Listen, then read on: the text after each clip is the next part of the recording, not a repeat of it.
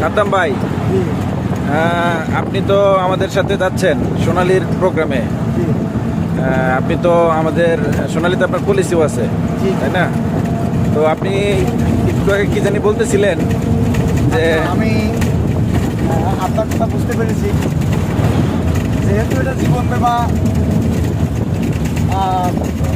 আপনার সেই ক্ষেত্রে জীবনের ঝুঁকির একটা ব্যাপার স্যাপার আছে।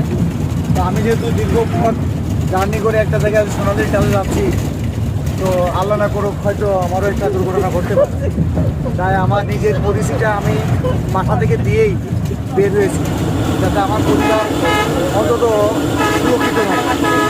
আপনার আমার অনুপস্থিতিতে আমার পরিবার আপনার যে পলিসির টাকাগুলো ডিউ ছিল এগুলো সব পরিশোধ করে দিয়ে বের হয়েছে।